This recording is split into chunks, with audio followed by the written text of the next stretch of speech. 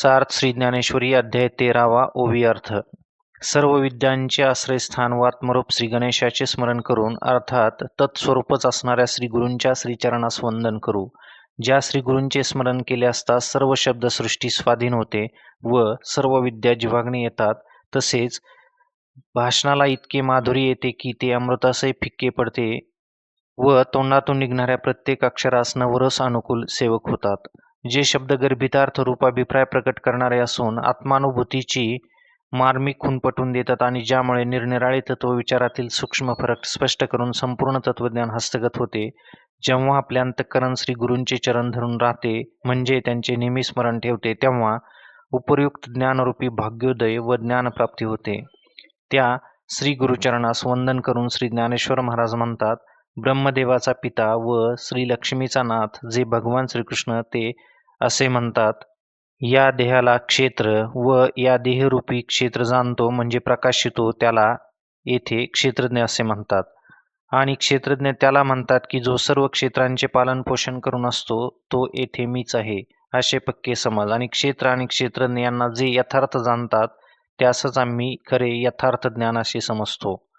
तर आता या शरीराला ज्या अभिप्रायाने क्षेत्र हे नाव दिले तो सर्व अभिप्राय आम्ही स्पष्ट सांगतो. म्हणजे त्याला क्षेत्र का म्हणावे व कोठे उत्पन्न होते, कसे व कोठे उत्पन्न होते, कोणत्या विकाराने हे वेढले जाते. हे क्षेत्र लहान म्हणजे मोजके 3.5 हातांचेच आहे किंवा ते केवढे मोठे व कसे आहे.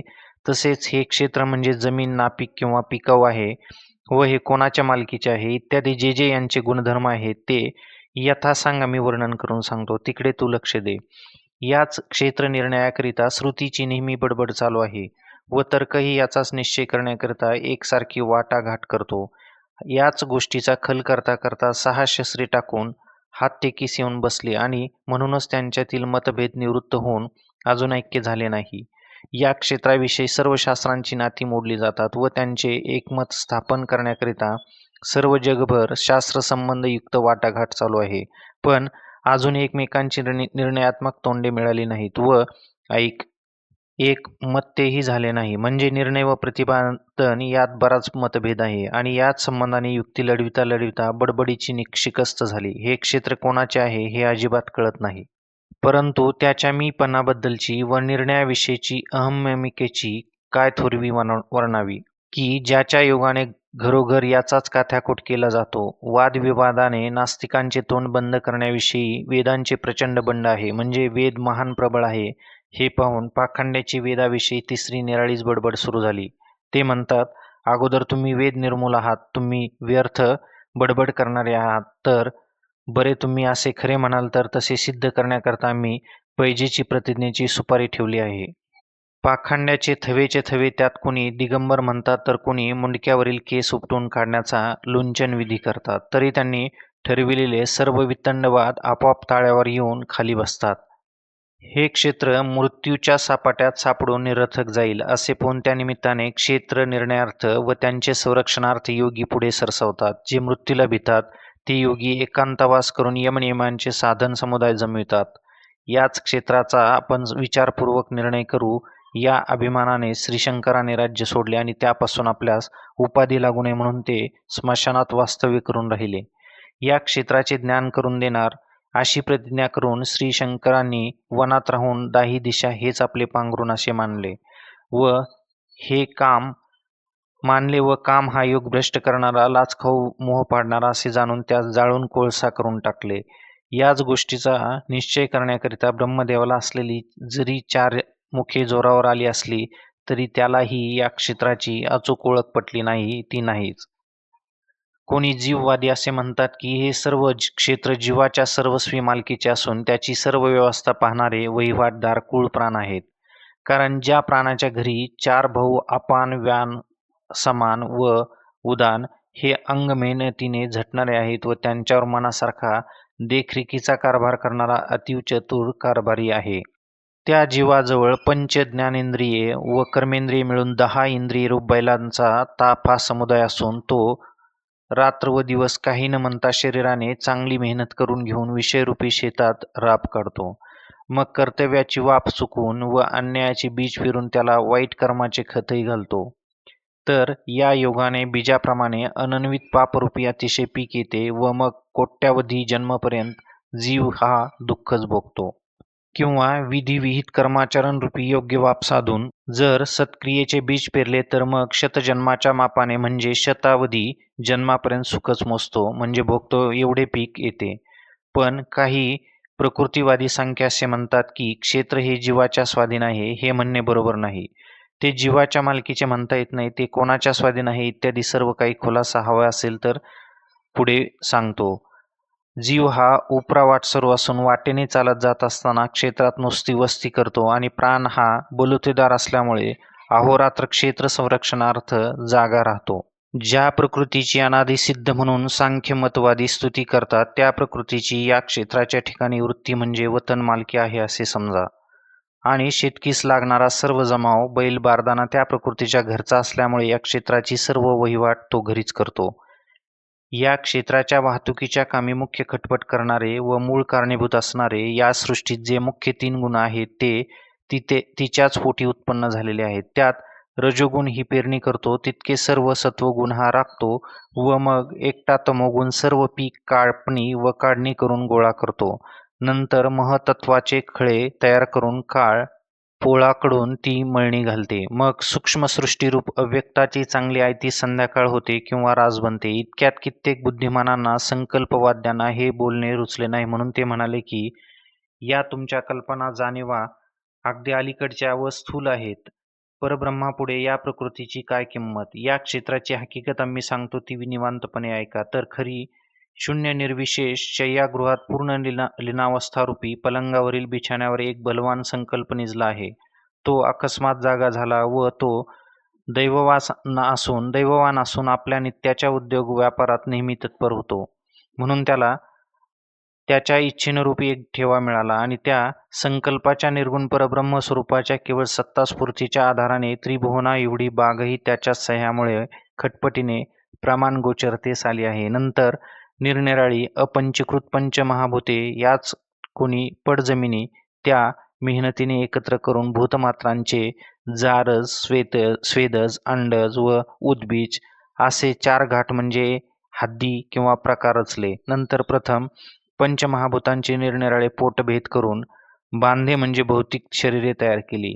त्या घाटाच्या मनुष्यरूपी शेताच्या दोन्ही बाजूस कर्म व अकर्म यांच्या ताली घातल्या व त्यामधील निकस नापिक माळ जमिनीची म्हणजेच पशुपक्षादिक ही सुपीक राने बनविली. नंतर या संकल्पाने निरावलंबापासून तो थेट मृत्यूलोकांपर्यंत जिथे कोणाचा लागणार नाही अशा जन्ममृत्यूच्या एरझारा करण्याकरिता सोपी व कधी बंद न पडणारी अशी भुयारातून वाट तयार केली. मग संकल्पाने अहंकाराबरोबर जन्मभराचे ऐक्य करून बुद्धीपुढे चराचराची वहिवाट करविली. याप्रमाणे चिदाकाशात निरालंब स्वरूपी मूळ संकल्पाची ढाळी वाढल्यामुळे या प्रपंचाला तो संकल्पच मूळ कारण झाला. याप्रमाणे संकल्पवाद्यांची विचारसरणीरूपी मतरूपी मुक्ताफळे ऐकून त्यास दुसरे जे होते त्यांनी पराभिवले व पुढे होऊन म्हणाले की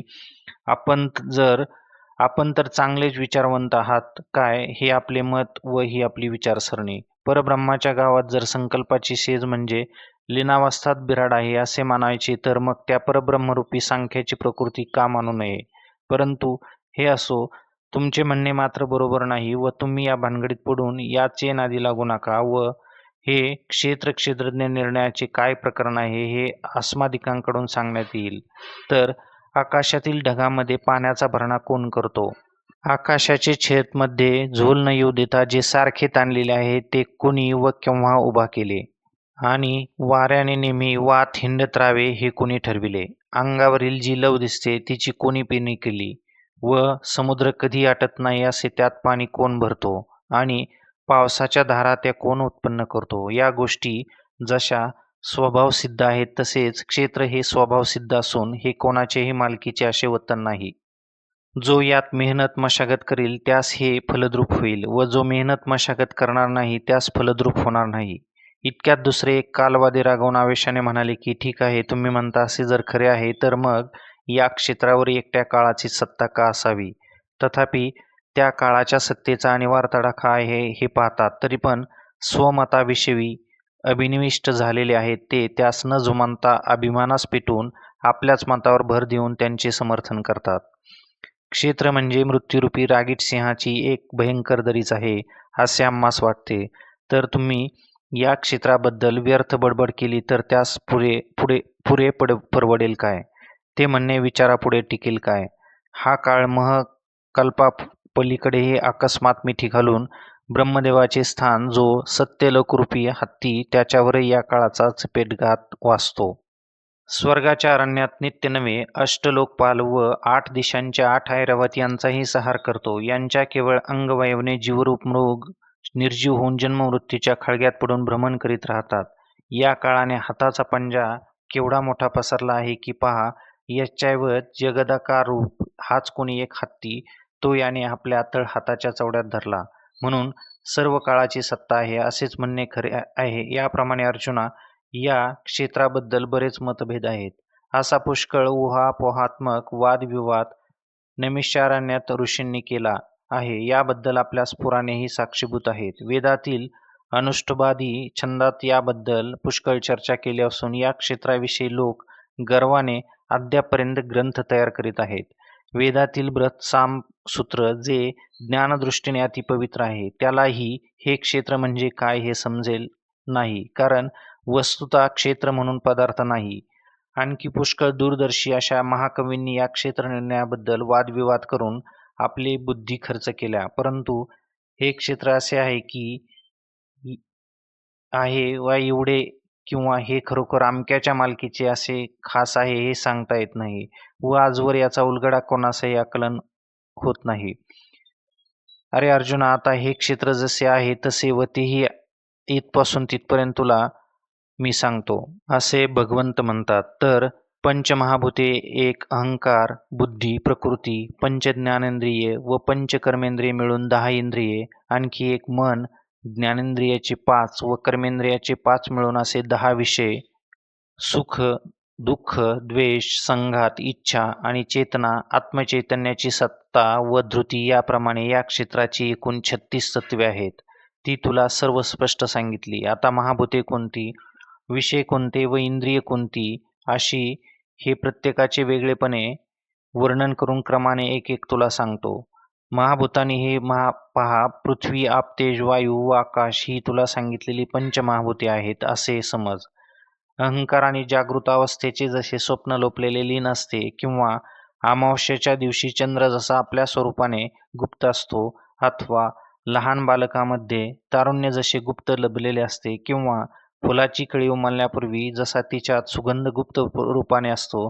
फार काय सांगावे अर्जुना, लाकडात ज्याप्रमाणे अग्नी गुप्त असतो त्याप्रमाणे प्रकृतीच्या पोटात जो गुप्त असतो, ज्याप्रमाणे शरीरातील धातुगत म्हणजे हाडेज्वर हे प्रगट होण्यासाठी कुपथ्याचे केवळ निमित्त होण्याचे वाट पाहत असतो व तेच कुपथ्य झाल्यावर तो शरीराला अंतर्बाह्य व्यापून टाकतो, त्याप्रमाणे पंचमहाभूतांनी गाठ पडून पंचकरण होऊन ज्यावेळी देहाचा आकार स्पष्ट बनतो त्यावेळी त्या देहाला जो चहूकडे नाचवितो तोच अहंकार आहे असे समज. हा अहंकार विशेष करून अज्ञानाच्या पाठीस लागत नाही, पण सज्ञानाच्या मानगुटीस धरतो आणि त्याला नाना प्रकारच्या संकटात घालून गोते खवायस लावतो. श्रीकृष्ण म्हणतात, अर्जुना ऐक, आता बुद्धी जिला म्हणतात ती अशा लक्षणावरून जाणावी ती सांगतो. तीव्र इच्छारूप कामाच्या जोरावर इंद्रिय वृत्तीच्या सहाय्याने विषयांचे समुदाय जिंकून आणतात. त्या सुखदुःखाच्या लुटीचा जेव्हा हिशोब म्हणजे साक्षात्कारात्मक भोगांची निवड करावी लागते, तेव्हा जी सुख व दुःख दोहोंमधील हे बरे हे वाईट असा योग्य निवाडा निश्चित करते, हे सुख व हे दुःख, हे पुण्य व हे पाप, हे शुद्ध व हे अशुद्ध असा जो निवाडा करते, जिच्या योगाने निंद्य उत्तम हे समजते, लहान मोठे कळते व जिच्या दृष्टीने जीवाकडून विषय परीक्षा घेतली जाते, जी वृत्तिरूप ज्ञान तत्वाचे मूळ कारण आहे, जी सत्वगुणांची वाढती दशा आहे आणि जी आत्मा व जीव या दोहांच्या मध्ये संधित राहत असते. अर्जुना, हेच बुद्धीचे संपूर्ण लक्षण व हीच बुद्धी आहे. आता अव्यक्ताची सर्व लक्षणं सांगतो ती ऐक. संख्याच्या सिद्धांतामध्ये जिला प्रकृती अशी संज्ञा आहे ती संध्याच्या विचारात अव्यक्त आहे असे समज. पूर्वी सांख्य व योग या मतानुसार प्रकृती तुला ऐकविली, तेव्हा परा व अपरा असे दोन प्रकार विस्ताराने सांगितले. त्यातील दुसरी जी जीवदशा संज्ञक प्रकृती आहे, तिलाच हे अर्जुना अव्यक्त असे पर्यायाने आम्ही म्हणत आहोत. रात्र उजाडल्यावर ज्याप्रमाणे नक्षत्रे आकाशात लीन होतात, अथवा सूर्यास्त झाल्यावर प्राणीमात्राच्या व्यवहार क्रिया थांबल्या जातात, अथवा अर्जुना देह नाहीसा झाल्यावर देहापासून वासनेपर्यंत सर्व उपाधी केलेल्या कर्माच्या पोटात संस्कार रूपाने गुप्त लीन होऊन असतात, किंवा बीजाच्या आकारात जसा वृक्ष गुप्त रोगाने असतो, अथवा तंतूच्या दशेत ज्याप्रमाणे वस्त्रपणा गुप्त रूपाने असतो, त्याप्रमाणे पंचमहाभूते व भूतांचे समुदाय आपला स्थूल धर्म टाकून ज्या ठिकाणी सूक्ष्म होऊन लय पावतात, तेच अर्जुना अव्यक्त असे समज. आता इंद्रियाचे सर्व प्रकार तुला सांगतो ते ऐक. कान, डोळे, त्वचा, नाक व जिव्हा ही पाच ज्ञानेंद्रिये आहेत. या तत्वाच्या मेळाव्यात पंचज्ञानेंद्रियाच्या द्वारा बुद्धी ही सुखदुःखाचा निवाडा करते. वाचा, हात, पाय, गुद आणि उपस्थ हे आणखी इंद्रियाचे 5 प्रकार आहेत. श्रीकृष्ण म्हणतात, अर्जुन ऐक, ज्यांना कर्मेंद्रिय म्हणतात ती हीच आहेत. क्रियाशक्ती म्हणून जी या शरीरात वास करते ती प्राणाची स्त्री आहे. ती त्या 5 कर्मेंद्रियाच्या द्वाराने आत बाहेर जाण्या येण्याचा व्यवहार करते. श्रीकृष्ण म्हणतात, याप्रमाणे पंचज्ञानेंद्रिये व पंचकर्मेंद्रिये अशी 10 इंद्रिये तुला सांगितली. मन म्हणजे तरी काय ते स्पष्टपणे सांगतो ऐक. जे इंद्रिय आणि बुद्धी या दोहांच्या सांध्यामध्ये व रजोगुणाच्या खांद्यावर आश्रयावर चंचलतेने वावरत असते, ज्याप्रमाणे आकाशाच्या ठिकाणी नीलवर्ण अथवा मृगजलाच्या लाटा व्यर्थ भासतात, त्याप्रमाणे जे व्यर्थ भासते तेच मन आहे. आणि शुक्र व शोणित यांचे ऐक्य झाले असता पंचमहाभूतात्मक आकारवान हा देह तयार होतो, तेव्हा एकाच वायुतत्वातील शरीरातील स्थानभेदाने 5 प्राण व 5 उपप्राण असे 10 प्रकार होतात. मग त्या 10 भागांनी आपापल्या देहधर्माच्या बळाने देहातील ठराविक अशा एक भागाच्या ठिकाणी आश्रय केला. त्यामध्ये निखालस केवळ चंचलपणा एकटा राहिला. त्यामुळे त्याने रजोगुणाच्या बळाचा आश्रय केला. ते बुद्धीच्या बाहेर व अहंकाराच्या उरावर म्हणजे दोघांच्या मध्यभागात बळकट होऊन बसले. त्याला मन हे व्यर्थ नाव आहे. वास्तविक ते मूर्तिमंत एक कल्पनारूपच आहे, ज्याच्या अध्यासिक संबंधामुळे ब्रह्मवस्तूला जीवदशा प्राप्त झाली. जे मन कोणतीही गोष्ट करण्यास प्रवृत्त होण्याचे मूळ कारण आहे, ज्याच्या योगाने वासना बळकट होते व जे नेहमी अहंकाराशी स्पर्धा करते, जे मन इच्छेला वाढविते, आशेला चढवून प्रबळ करते व जे भयाला पाठपुरावा देऊन मदत करते, ज्याच्या बहिर्मुख प्रवृत्तीमुळे द्वैतभाव उत्पन्न व प्रतीत होतो व ज्याच्या योगाने अविद्या अगदी जोरावते, जे इंद्रियांना विषयात ढकलते, जे एका क्षणात आपल्या संकल्प मात्राने सृष्टी उत्पन्न करते व ती लगेच विकल्प मात्राने मोडून टाकते, आणि जे मनोरथांच्या उतरंडी रचते व उतरते, जे भ्रमाचे कोठार आहे व वायुतत्वाचा आतला गाभा आहे व ज्याने बुद्धीचे म्हणजे ज्ञानाचे द्वार झाकून टाकले आहे, म्हणजे ज्ञानाचे काही चालू देत नाही. अर्जुना, तेच मन आहे. या बोलण्यात काही अन्यथा नाही. आता विषयांची नावे व भेद ऐक.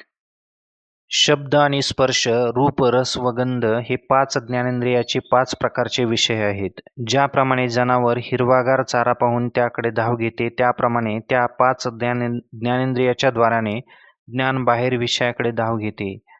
आता वाणीने स्वर, वर्ण व विसर्ग यांचा उच्चार करणे, हाताने वस्तू घेणे व टाकणे, पायाने चालणे व वायू व उपस्थ याने मलमूत्र विसर्जन करणे, हे 5 कर्मेंद्रियाचे 5 विषय खरे आहेत.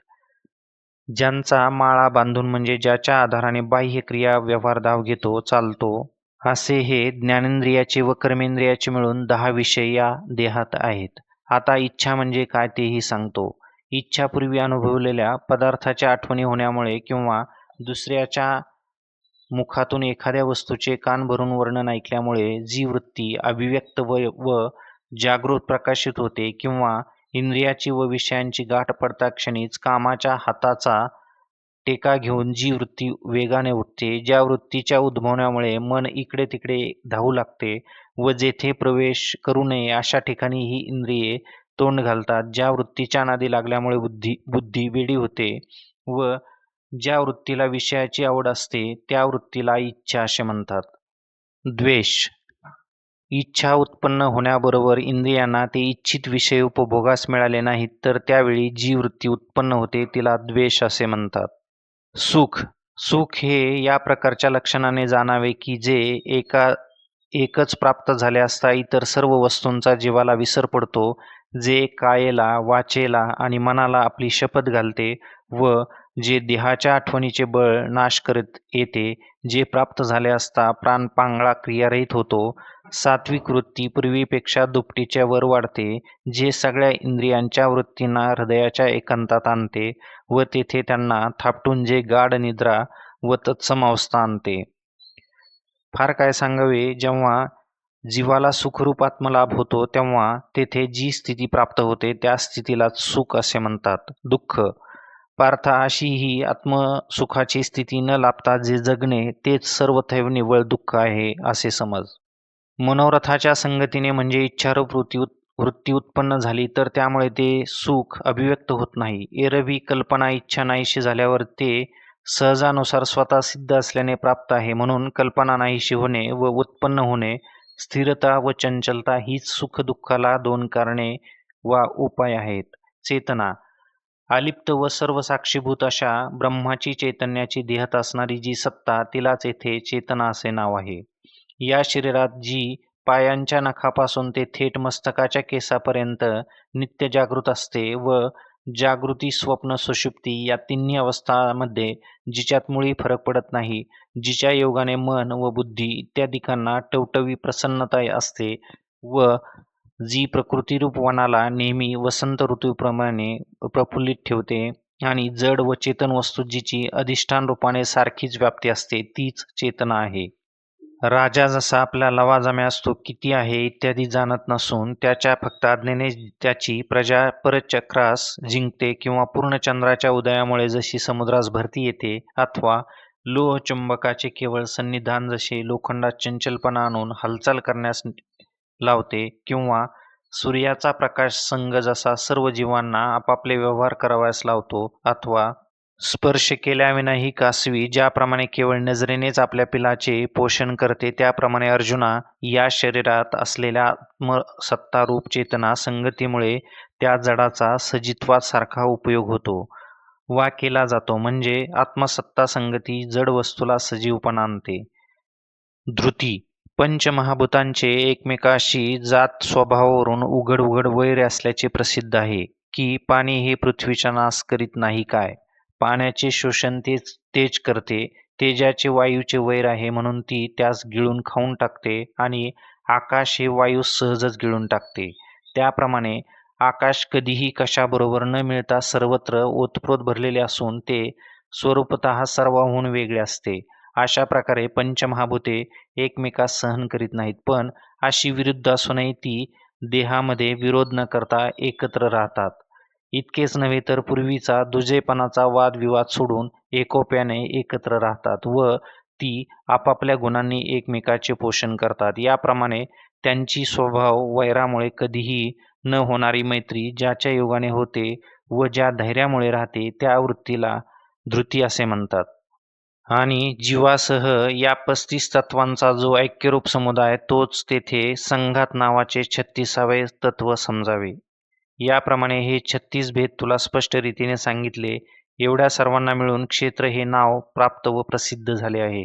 अर्जुना, जसे चाक, जू इत्यादी रथांचे सर्व भाग मिळून त्यास रथ हे नाव येते किंवा खाली पायापासून ते थेट वर डोक्यांपर्यंत सर्व अवयवास एकत्र मिळून देह हे नाव येते, अथवा हत्ती, घोडे, रथ, पायदळ या सर्वांना मिळून जसे सेना हे नाव प्राप्त होते किंवा अक्षराच्या समुदायास वाक्य असे म्हणतात, मेघांच्या सर्व समुदायाला जसे आभाळ म्हटले जाते किंवा सर्व लोकांच्या समुदायास ज्याप्रमाणे जग असे नाव प्राप्त होते, अथवा तेल, वात व अग्नी यांचा संयोग करून एकत्र ठेवणे म्हणजे तोच दिवा आहे असे लोकात म्हणतात, त्याप्रमाणे हे 36 तत्वे जेव्हा एके ठिकाणी एकोप्याने मिळतात तेव्हा त्या सर्वांना मिळून क्षेत्र असे म्हटले जाते. आणि सर्व प्राणी शरीरद्वारे जगतात राहून जी पापाची किंवा पुण्याची कमाई तेथे करतात तेच कोणी एक पीक होय असे समजून त्या शरीरास आम्ही प्रस्तुत क्षेत्र असे कौतुकाने म्हटले आहे. परब्रह्माच्या अलीकडे व अखेर स्थावरापर्यंत धरून दोहांच्या दरम्यान जेवढे काही उत्पन्न होते व लय पावते ते क्षेत्रच आहे. परंतु देव, मनुष्य, सर्प असे निरनिराळ्या योनीत जे निर्माण होतात ते सत्व, रज व तम या गुणांची व कर्माची संगती घडल्याने उत्पन्न होतात. अर्जुना, या गुणांचा विचारापुढे 14व्या अध्यायात सांगण्यात येईल. सध्या तुला ज्ञानाचे स्वरूप काय ते सांगतो. क्षेत्राची सर्व लक्षणे विकारांसह व विस्ताराने आम्ही तुला सांगितली. आता यापुढे ज्यापासून मोक्षप्राप्ती होते ते उदार ज्ञान तुला सांगतो, ते ऐक.